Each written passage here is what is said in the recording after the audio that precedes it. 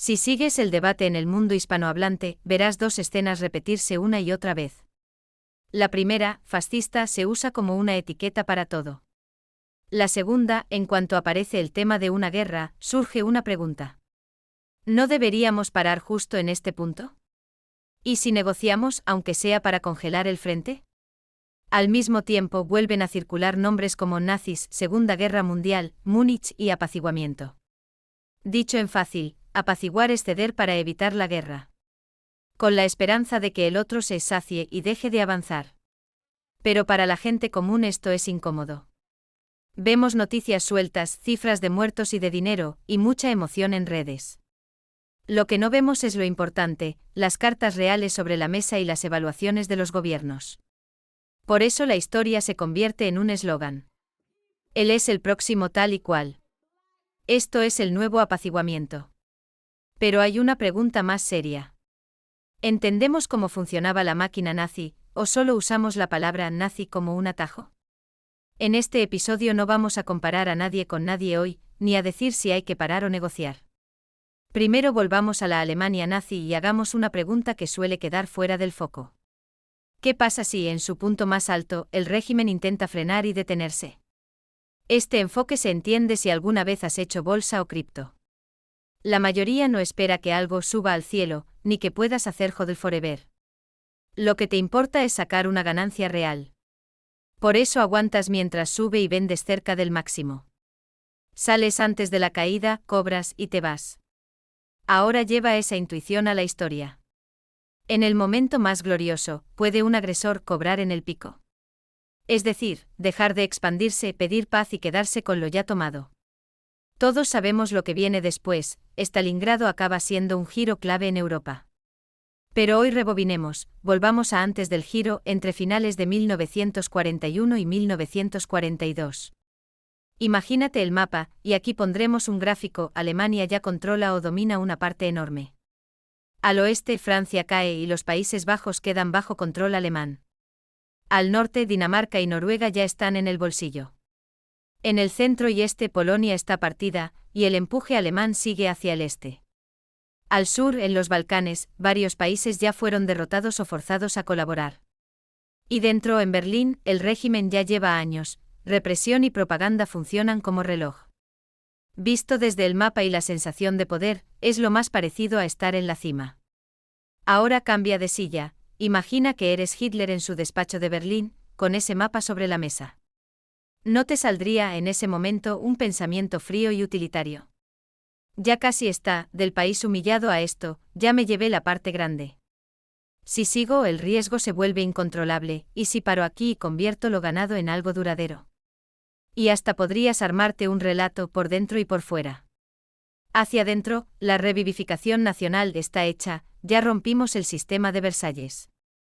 A los ocupados, se acabó la movilización, ahora viene el orden y la reconstrucción. Y hacia afuera, negociemos la paz con el mapa tal como está. Suena a cobrar en el pico súper racional, pero aquí viene el problema. Si intentan frenar en seco ahí, ¿de verdad pueden sostenerlo?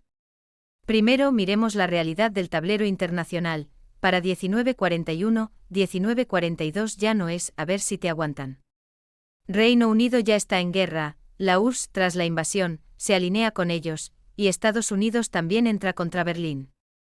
Y con el tiempo se van sumando más y más países al bloque aliado. Dicho simple, ya no eres un país fuerte para negociar, te han marcado como un régimen que hay que derrotar. Y aún así, imagina que dices, no lucho más. Me quedo aquí. Demos cada uno un paso atrás. ¿Retroceder hasta dónde? Que Reino Unido acepte una Europa continental dominada por los nazis. Que Estados Unidos frene su movilización de guerra y vuelva a explicárselo a los votantes. Que la URSS, tras pérdidas enormes y tierras perdidas, firme la paz y listo. Así que el punto no es si tú quieres parar, es si alguna gran potencia aceptaría convertir tu invasión en un orden legal. Para ese momento, la respuesta casi siempre es no. Y hay algo aún más duro, la confianza ya es cero. Lo que hiciste antes les dice que si recuperas aire, volverás a pedir más. Por eso cuando dices paro, ellos no ven un final, ven una pausa para respirar. Segunda pared: el ritmo. En cuanto te detienes, el tiempo se pone del lado de Reino Unido, la URSS y Estados Unidos. Veamos el ritmo de la guerra. A finales de 1941, tus rivales ya están fijos: Reino Unido, la URSS y Estados Unidos, con toda su red de aliados. Si anuncias, no lanzaremos nuevas ofensivas grandes, solo mantendremos las fronteras actuales. Lo leerían como un regalo de tiempo, nada místico, sus ventajas necesitan tiempo para madurar. Para Reino Unido sería una oportunidad, como isla, te desgasta con mar, bloqueo y bombardeos, no con empujones en tierra. Desde el inicio quisieron cortarte materiales clave: si te detienes, les es más fácil concentrarse en dos cosas.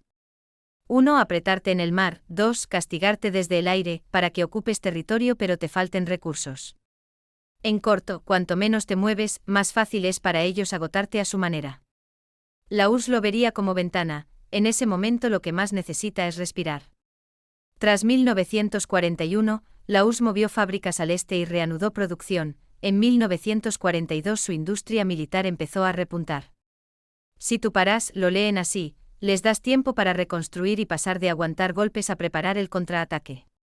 Para Estados Unidos tu pausa es cómoda, su punto fuerte es convertir la guerra en una carrera de producción. En 1942 coordinan la producción y cambian industria civil a guerra: aviones, barcos, vehículos, munición, todo se dispara. En otras palabras, cuanto más tiempo pase, más fábricas y más libertad para elegir cuándo y dónde recuperar el ritmo del frente. Para Estados Unidos, si tú te detienes, tú mismo metes la guerra en la pista donde ellos son más fuertes. Así que desde tu punto de vista parar no fija la victoria, es decirle a tres rivales duros: venga, a ver quién aguanta más. Y la historia ya lo demostró: en una maratón de mar, industria, recursos y tiempo, Alemania nazi no tiene ventaja. Por eso ese alto en 1941, 1942 parece racional, pero en realidad es una jugada de alto riesgo. Tercera pared: por dentro, el régimen solo sabe acelerar, y la ocupación no es una base sostenible de reproducción económica. Y por último, miremos por dentro. Para 1941, 1942, el régimen ya funciona como una estructura que solo sabe acelerar. En la economía, recursos, empleo y fábricas giran alrededor de la guerra, eso es una economía de guerra. En lo fiscal, la movilización cuesta una fortuna: si paras, la factura no desaparece, solo se vuelve más difícil de tapar.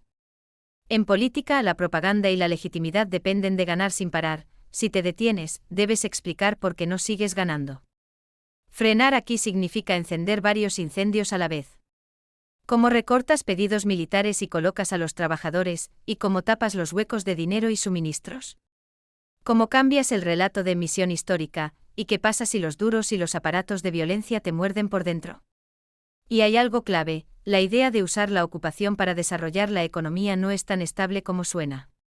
Ocupar no es montar una empresa, requiere tropas, represión y orden, y cuesta muchísimo. Y la gente ocupada no coopera: mercado negro, resistencia y desgaste pasivo hacen que todo sea lento y caótico. Por eso para Hitler, parar de verdad es doblemente riesgoso: fuera no te creen, dentro explota la cuenta que la guerra tapaba. Conclusión: en el pico frenar parece racional, pero es alto riesgo y casi no es viable. Si llevas el razonamiento hasta el final, te queda una conclusión poco romántica, pero más realista. El escenario 1941-42 suena perfecto para algunos fanáticos posteriores, pero es casi una novela inventada. Porque en esa Alemania y en ese mundo parar no era un botón que eliges y listo. Es como tener el champú ya en la cabeza, toda la espuma hecha, y decir: va, hoy no me lavo. Pero como en bolsa o en cripto, un veterano no quiere ganar el último centavo. Prefiere salir antes de que el riesgo se vuelva incontrolable, y así cobrar lo ganado.